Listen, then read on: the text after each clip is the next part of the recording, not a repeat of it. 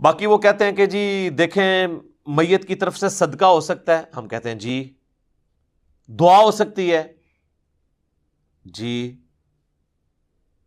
تو کہتے ہیں یہ بتائیں کہ جب دعا ہو سکتی ہے، صدقہ ہو سکتا ہے، پھر آپ کو کیا تکلیف ہے کہ اگر ایک شخص سامنے کھانا رکھتا ہے، کھانے کے اوپر قرآن پڑھتا ہے، قرآن حلال ہے یا حرام؟ قرآن حلال ہے جی، ثواب کا کام ہے۔ کھانا رکھا ہے وہ حلال، دعا جو پڑھی جا رہی ہے وہ حلال، تو یہ ایکٹیویٹی حرام کیوں ہو گئی ہے؟ وہ اس کا بریک ڈاؤن کرتے ہیں نا۔ کھانا حلال، قرآن حلال، دعا حلال، تیجے 40ویں کی ایکٹیویٹی کیوں حرام ہو گئی پھر؟ یہ ساری باتیں آپ اللہ اور اس کے رسول کو جا کے بتائیں کہ جنہوں نے ان چیزوں کو مشروع نہیں فرمایا، ورنہ تو ہم کہیں گے کہ بخاری اور مسلم میں حدیث ہے کہ اذان کی آواز سن کے شیطان جو ہے بھاگ جاتا ہے۔ تو کیا تکلیف ہے کہ عیدین کی اذانیں نہ دی جائیں؟ کہ بعض لوگوں نے تو پڑھنی صرف عید کی نماز ہوتی ہے، تو کیا خیال ہے شروع نہ کروا دیں اذان، شیطان کو بھی بھگائیں؟ تو ہمیں کیا کہا جائے گا کہ رسول اللہ نے نہیں دی، ثابت نہیں۔ اس ثابت کو چھوڑو یار، حلال کام ہے، کیوں نہ کریں؟ پھر آپ کو ہمارے والی ڈیفینیشن ماننی پڑے گی۔ جنازے کی اذان کیوں نہ دیں؟ اچھا اس میں انہوں نے ایک ایکسکیوز نکالا جی، جنازے کی اذان جو ہے نا جی، وہ جب بچہ پیدا ہوتا ہے نا، جو اذان دی جاتی ہے نا، وہ اس وقت ہو جاتی ہے۔ کولو ہی گل بنا لی نے، کہانی بنائی ہوئی ہے، ٹھیک ہے جی۔ تو جتنی مرضی کہانیاں بنائیں، کہانیاں بناتے جائیں۔ پھر وہ بخاری مسلم کی ایک حدیث سے بھی سہارا لیتے ہیں، کہتے ہیں جی نبی الاسلام کے اپنے مبارک زندگی میں ایسے اعمال موجود ہیں، وہ کہتے ہیں جی وہ ایک دفعہ حضرت ابو طلحہ انصاری نے حضور کی دعوت کی، فاقہ تھا آپ علیہ السلام پہ، آ کے انہوں نے کہا کہ آپ 10 ساتھیوں کو ساتھ لے آئیں، تو میں نے ایک بکری کا بچہ ذبح کیا ہے، تو آپ کی دعوت ہے۔ حضرت ابو طلحہ نے کان میں بات کی، حضور نے اوپنلی کہا کہ بھی سارے چلو، 300 قریب بندے تھے۔ اب ابو طلحہ وہاں سے بڑے پریشان حالت میں اٹھے اور گھر آ کے اپنی بیوی کو کہتے ہیں کہ میں نے تو حضور کے کان میں جا کے بات کی ہے کہ 10 بندوں کا کھانا ہے، آپ نے ساروں کو بلا لیا۔ بیوی پھر مومنہ تھی، اس نے کہا اللہ اور اس کا رسول بہتر جانتے ہیں، ٹھیک ہے، تمہارا کام اتنا ہی تھا، بس یہ اپنی باتیں کر رہے ہیں۔ حضور کا قاصد آیا پیچھے سے، انہوں نے کہا نبی علیہ السلام فرمایا کہ جب تک میں نہ آؤں، ہڈیا کے اوپر سے تم نے جو ہے نا وہ ڈھکن نہیں اٹھانا، جو آٹا گوندا ہوا ہے اس پہ کپڑا رکھنا ہے، میرا انتظار کرنا ہے۔ آپ علیہ السلام تشریف لائے، آپ نے حدیث کے الفاظ ہیں کہ کچھ پڑھا، دعا کی، اس کے اوپر کھانے کے اوپر برکت کی۔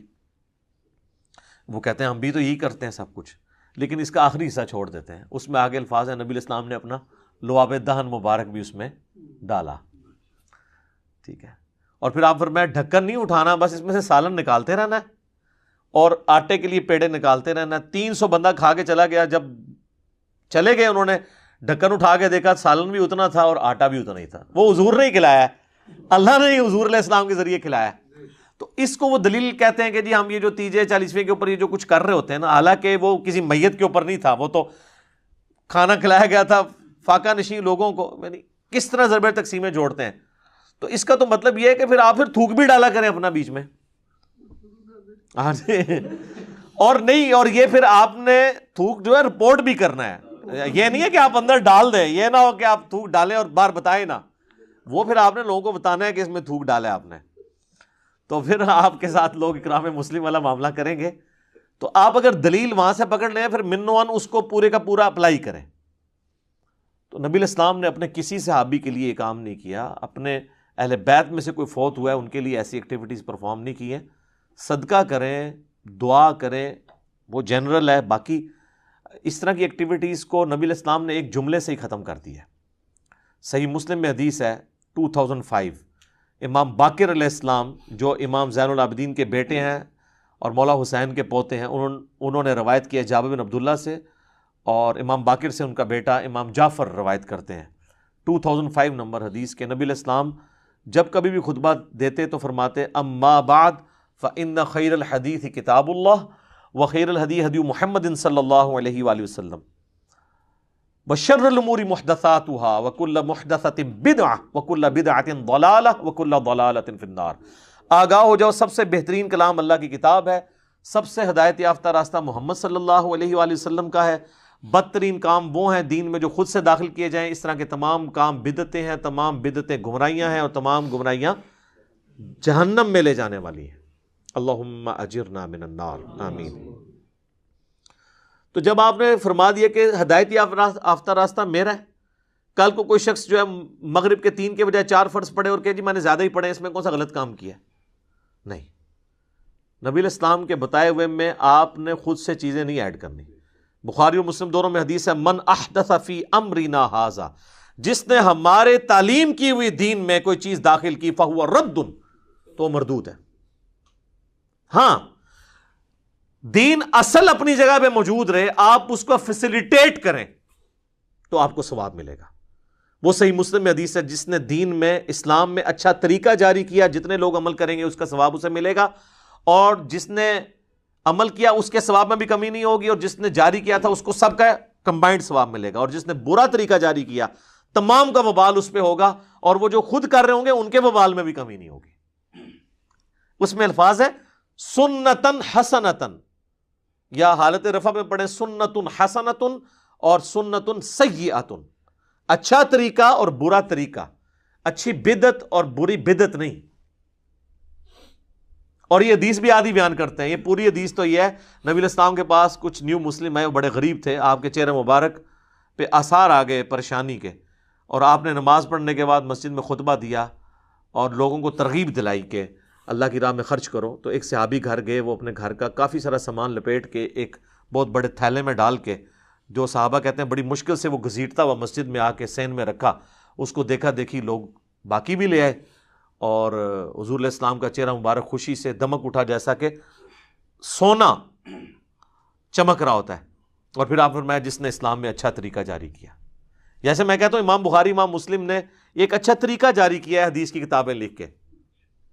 حدیث کے قرآن کی آیات کے سافٹ ویئر یہ اچھا طریقہ ہے, الیکٹرانک کاؤنٹر ایک اچھا طریقہ ہے, ہوائی جہاز پہ حج کرنا یہ اچھا طریقہ ہے, مسجد میں قالین بچھانا, ایئر کنڈیشن لگانا یہ اچھا طریقہ ہے. کوئی یہ تو نہیں کہتا کہ سامنے اس ایئر کنڈیشن کے اور اوپر اس قالین کے اور نیچے اس پنکھے کے منہ طرف خانہ کعبہ شریف, اگر عثمان سے بھی نیت کرتا ہے. تو یہ دین کو سپورٹیو طریقے ہیں. اس طریقے سے دین کو سپورٹیو طریقہ یہ ہو سکتا ہے کہ آپ قبرستان اگر دور ہے تو کسی بڑی گاڑی میں رکھ کے میت کو لے جائیں, اچھا طریقہ ہے. وہاں پہ اچھا ویل مینجڈ قبرستان ہو, یہ اچھا طریقہ ہے. لیکن وہاں آپ نے جو کچھ پڑھنا ہے وہ وہی پڑھنا ہے جو نبی علیہ السلام نے تعلیم فرمایا, ٹھیک ہے نا. اس طریقے سے قبر کھودنے کے لیے لیٹسٹ انسٹرومنٹ کو یوز کرنا وہ ٹھیک ہے, لیکن قبر ہی کھودنی ہے آپ نے, مردے کو آگ نہیں لگانی, وہ سنت نہیں آپ نے بدلنی. تو اچھا طریقہ اور چیز ہے, اچھی بدعت اور چیز ہے. باقی یہ جو سہارا لیتے ہیں نا صحیح بخاری سے کہ حضرت عمر نے تراویح کی جماعت کے لیے کہا تھا نعم البدعۃ ھذہ, یہ کتنی اچھی بدعت ہے. ہم ایک معصومانہ سوال کرتے ہیں کہ حضرت عمر نے جو تراویح کی جماعت شروع کروائی ہے کیا اس کی اصل دین میں موجود نہیں تھی؟ بخاری مسلم میں الفاظ ہے کہ 3 دن آپ نے خود پڑھی, چوتھے دن آپ نے منع فرمایا کہ مجھے خدشہ ہے تم پہ فرض نہ ہو جائے. تو اس کی اصل تو حضور نے خود کی ہوئی تھی, جاری اس لیے نہیں فرمائی کہ فرض نہ ہو جائے. حضرت عمر نے اپنے دور میں یہ چیز سوچی کہ بھائی حضور کو پسند تھی, لیکن وجہ یہ تھی کہ کہیں امت میں فرض نہ ہو جائے, اب تو وہی نازل نہیں ہونی. تو انہوں نے اس کو ابلیگیٹری نہیں کیا, بلکہ وہ مسجد میں آئے تو دیکھا لوگ ٹولیوں میں جماعت کرا رہے ہیں, تو ایک امام کے پیچھے ان کو جمع کیا اور کہا نعم البدعۃ ھذہ. یہاں پہ بدعت وہ لغت کے معنوں میں ہے, اصطلاحی بدعت نہیں ہے. اور دیکھ لیں انہوں نے ایک مردہ سنت کو اس طریقے سے زندہ کیا, لیکن چونکہ حضور نے اس کو جاری نہیں کیا تھا امت نے اس کو ایکسیپٹ نہیں کیا. آج کسی کی جرت نہیں ہے وہ کہہ دے کہ تراویح جو ہے اس کی جماعت فرض ہے. الٹا صحیح بخاری میں موجود ہے کہ حضرت عمر نے خود نہیں پڑھی, آپ نے ادھر ورڈکٹ دی کہ سب سے بہتر مرد کی نماز وہ ہے جو رات کے آخری پہر میں گھر میں اٹھ کے پڑھتا ہے. تو آپ اس جماعت سے بہتر تو گھر والی تراویح کو قرار دے رہے تھے قیام اللیل کو. حضرت عمر نے تو اس میں الفاظ نہیں کہ آپ نے خود پڑھی ہو, بلکہ وہ گھر سے وزٹ کیا واپس چلے گئے. تو دیکھ لیں خلفائے راشدین بھی اگر کسی مردہ سنت کو زندہ کرتے ہیں نا, دین کا حصہ نہیں اسے بنوا سکتے. وہ دین وہ ہے جو آسمانوں سے نازل ہوا ہے, دین اس زمین کی چیز ہی نہیں سر. زمین پہ سپورٹ اس کو ضرور دی جا سکتی ہے, دین بنایا نہیں جا سکتا. حتیٰ کہ وقت کا پیغمبر بھی دین کا موجد نہیں ہوتا. اس کو وحی کے ذریعے بتایا جاتا ہے، یا اگر کہیں پہ وہ اجتہاد کرتا ہے تو وحی کے ذریعے اسے انڈورس کر دیا جاتا ہے۔ بعد میں تو کوئی شخص جناب یہ دعویٰ ہی نہیں کر سکتا کہ اب میں جو کچھ جاری کر رہا ہوں تو وہ دین کا حصہ بن جائے گا۔ بہرحال یہ بدعت ایک ڈیفیکلٹ ٹاپک ہے، اس میں اہل حدیث بھی بہت ایکسٹریم پہ چلے گئے ہیں، اور اس کی وجہ سے ان کو پھر بھگتنا پڑ رہا ہے۔